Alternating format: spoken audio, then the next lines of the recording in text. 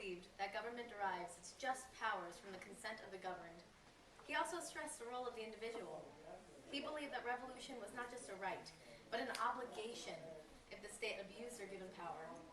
People under harsh and cruel rule have the right to protect, preserve, and defend their rights, even if it means fighting back violently, which is why I say in an affirmation of the resolution, resolved, on balance, violent revolution is a just response to oppression. For the purpose of this debate, I have chosen the value of liberty, which by definition means the quality or state of being free. This value is mentioned by both John Locke and Jean-Jacques Rousseau when discussing the natural and inalienable rights that people of a nation possess, despite the corruption in the government. Based on this value, I believe that the criterion that best upholds this value is a social contract theory. In political philosophy, the social contract is a theory or model originating during the Age of Enlightenment that typically addresses the questions of the origin of society and legitimacy of the authority of the state over the individual. Social contract arguments typically posit that individuals have consented to surrender some of their freedoms and submit to the authority of the ruler or to the decision of a majority in exchange for protection of the remaining rights. The question of the relation between natural and legal rights, therefore, is often an aspect of social contract theory. At this point, I would like to present 4 definitions and clarify a word regarding terms used in the resolution, which is resolved. On balance, violent revolution is a just response to oppression. On balance, when all factors are taken into consideration. Revolution, an overthrow or repudiation and the thorough replacement of an established government or political system by the people governed. Just, based on or behaving according to what is morally right and fair. A, an indefinite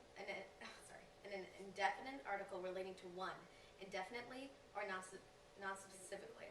The reason why I'm mentioning A is to clarify that violent revolution is a just response to oppression, not the only just response to oppression. And lastly, oppression, an unjust or cruel exercise of power or authority. Contention number 1. There have been many attempts in which citizens under authoritarian rule tried to fight back with nonviolence, but failed because there is no recognition of individual rights in the eyes of a tyrant. According to my value criterion, Jean Locke famously believed that government derives its just powers from the consent of the governed. I am now going to define consent for the purpose of this argument. Consent, permission for something to happen or agreement to do something. Authoritarian powers like China greatly restrict what their people can do and also keep information from them in order to keep them in check or to not let them threaten the power of the government. Do you think the Chinese government has the consent of the people? No, and the people of China have the right to fight back. According to my value criterion, Hobbes stated that citizens are not obligated to submit to the power of the government when it is too weak to act effectively to suppress factionalism and civil unrest. Factionism. According to other social contract theorists, citizens can withdraw their obligation to obey or change their leadership through elections or other means, including, when necessary, violence, and when the government fails to secure natural rights. Because the people of China are denied their inalienable rights, they can fight the government, and they have the right to respond in a violent manner. An attempt was made to non-violently protest oppression in China in 1989, leading to disaster and an oppressive and severely restrictive government. The Tiananmen Square protests of 1989 were popular peaceful demonstrations crushed by China's army on June 4th, 1989, when China's leaders ordered the army to force the protesters out of Tiananmen Square in Beijing. On the way to the square, soldiers killed protesters in unknown numbers, and the crackdown became known as the Tiananmen Square Massacre. These people responded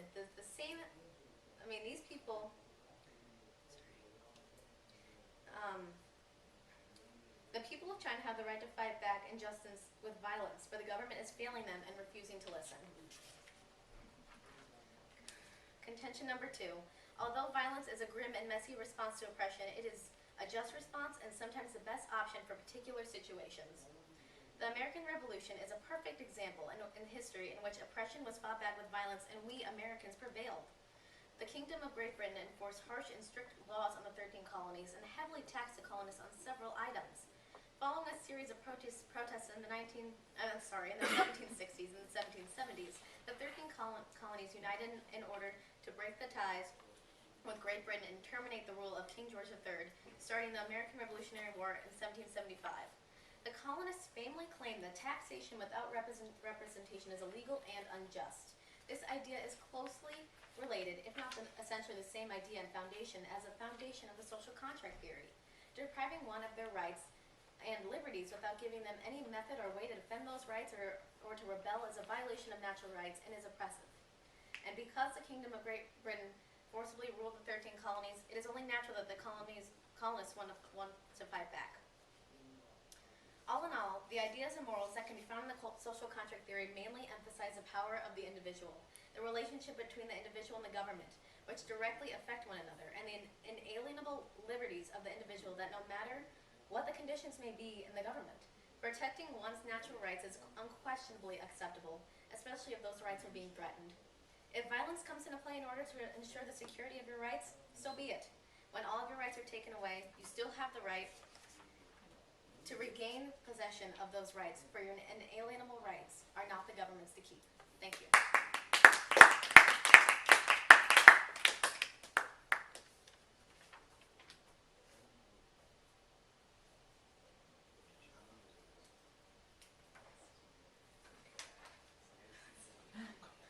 Did that Steve talk before? I'm sorry. No, you had to. You did just the right thing to jump in there.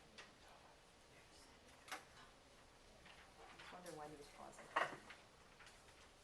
Okay. So you define oppression as an unjust and cruel exercise of power, is that correct? Yes. So is that an objective measure of oppression? Like, is that a machine that you put an action into or restriction into, and it says oppressed or not oppressed?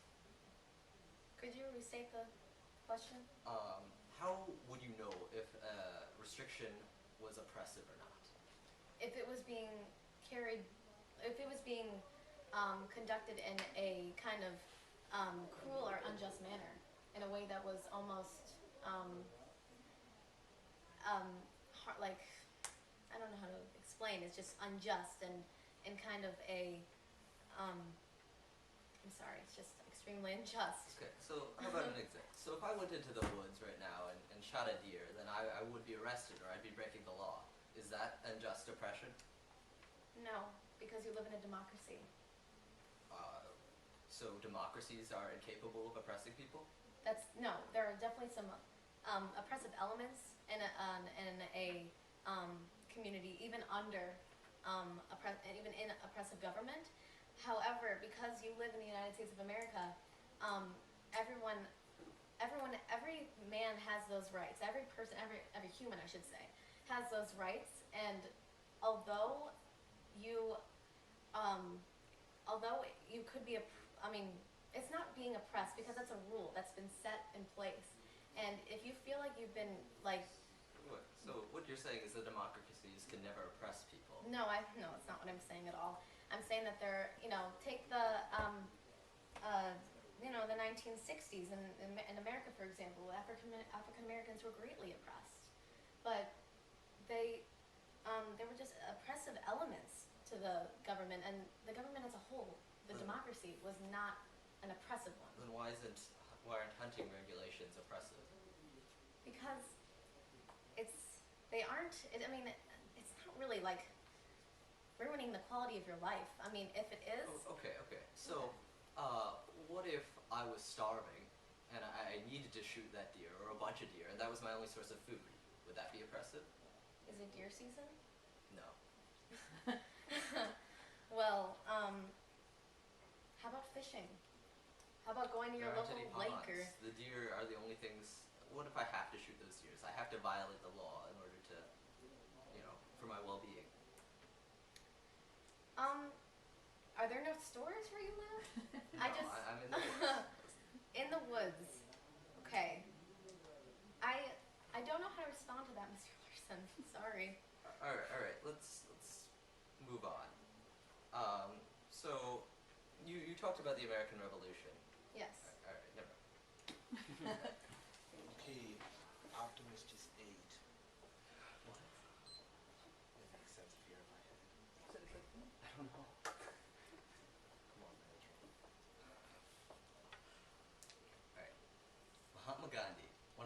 successful activists of all time, and a devout pacifist, once said that, "When I despair, I remember that all through history the ways of truth and love have always won.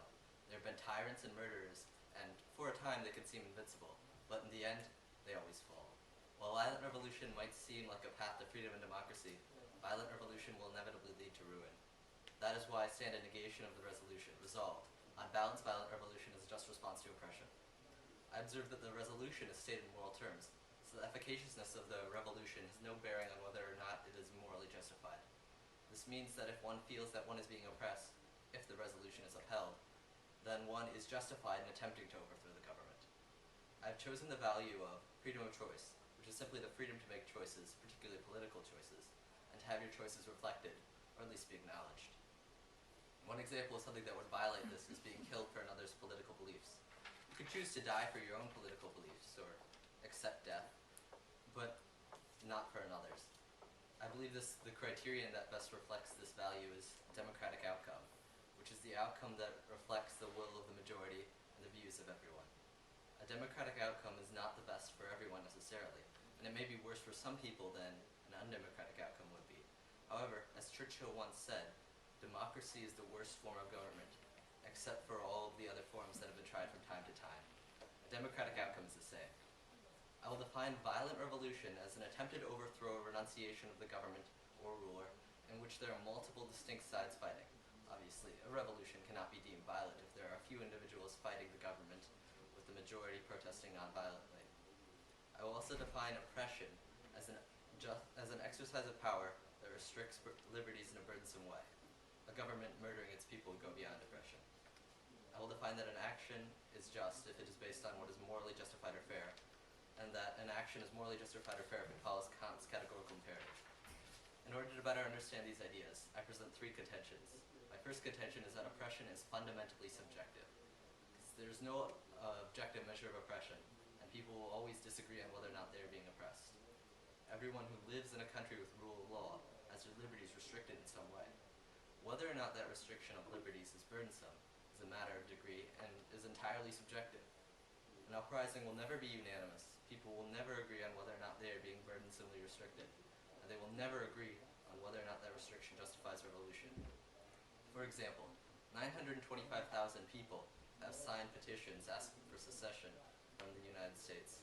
Presumably, these people think that the government is oppressing them. Yet the United States is one of the most democratic countries in the world, ranked ahead of 92% of other countries on the Economist Democracy list.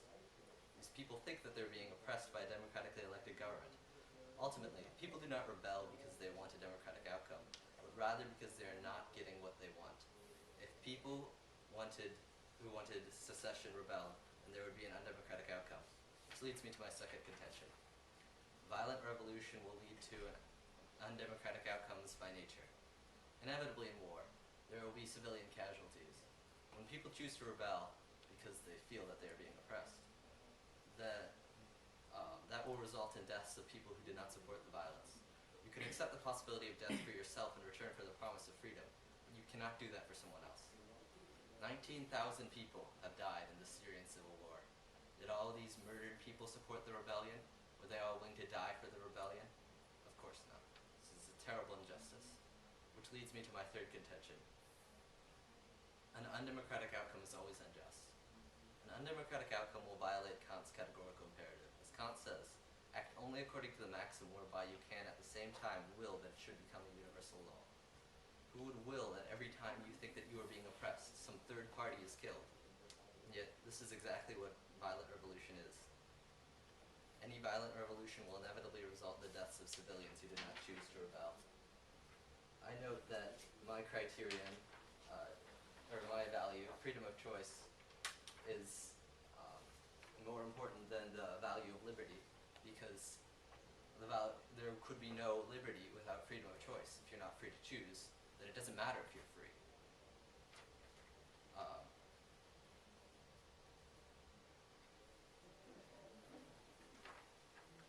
Also, my opponent talked about the American Revolution, yet as an example of a just uprising against cruel oppression. Yet, in the American Revolution, roughly 40% of the people in the 13 colonies did not support the revolution. according to Harlington University. And these Tories, or loyalists, did not get what they wanted. And their views were not reflected. Many times they were persecuted and killed, and their property was seized. 70,000 soldiers died in the Revolutionary War, but 147,000 civilians died in the Revolutionary War. And many of those either did not support the revolution or were loyal to the crown and did not want to die. Obviously, no one wants to die, but they would rather, you could say, give me liberty or give me death, but you can't say, give him liberty or give him death. Because the founding fathers chose for other people to death over oppression. And who's to say that the loyalists weren't correct? Because our northern neighbor, Canada, who is fairly analogous, the people in Canada are richer, live longer, and are much happier than the people in the United States.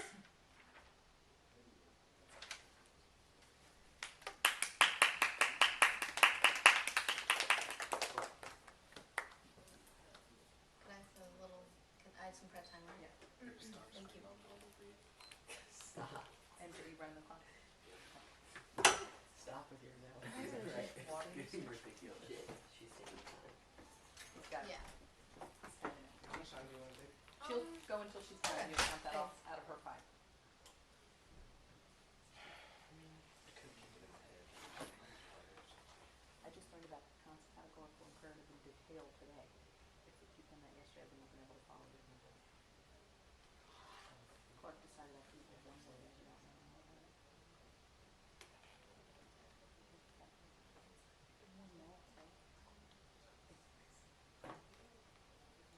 Yes. I mean, blue house, yes.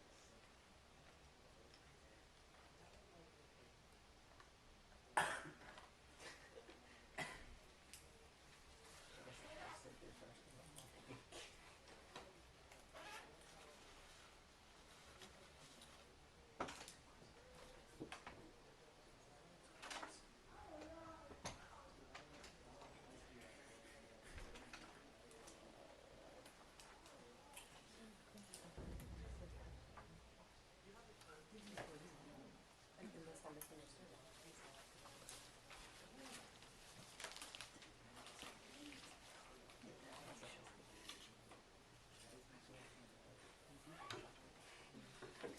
I think I'm ready.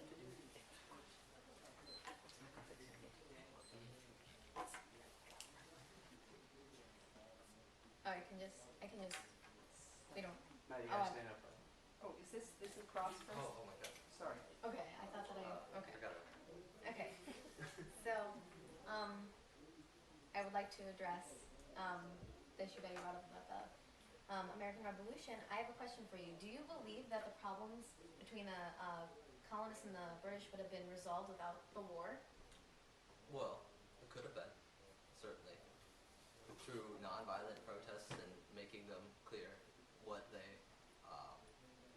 their grievances. The British Crown certainly, in 1850 regretted their decision not to listen to the colonists.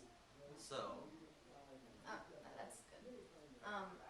But do you realize that the colonists had rebelled for years on end? Had saying, please, just let's compromise. Please, we're gonna. Okay, so they don't want to compromise. We're gonna boycott tea. We're gonna, the Boston Tea Party, all of the stuff that happened.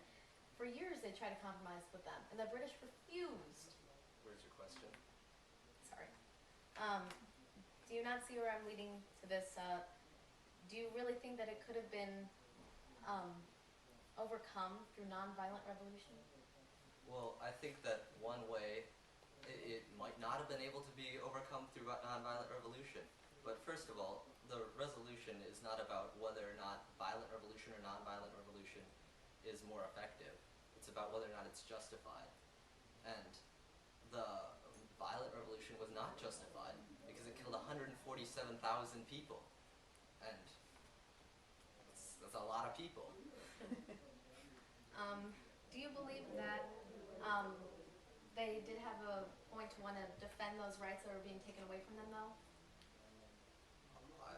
The revolution was not justified because they can say they can fight for their rights, but through fighting for their rights, they killed 147,000 people, and I think that their right to life, I think 147,000 that's people great. are. Thanks.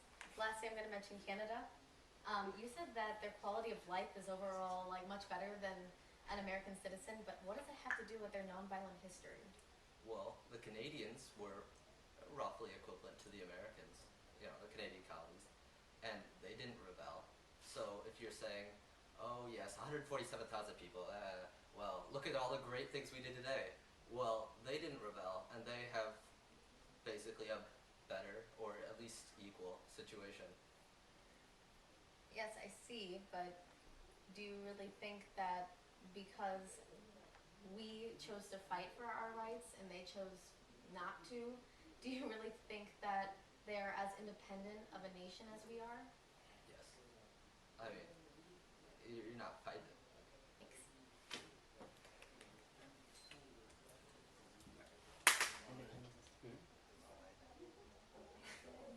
Megatron has the Right. keys. I was about to say there's a queen on her white. No, but I didn't want to. I So don't that was have the yours. first What's veto? next? No, there's one rebuttal, right? You defend your affirmative position. For how long? 4 minutes.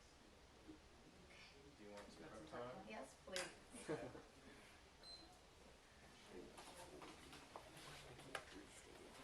We're firm. We have to end it too. I'm so thirsty. I'll get you water.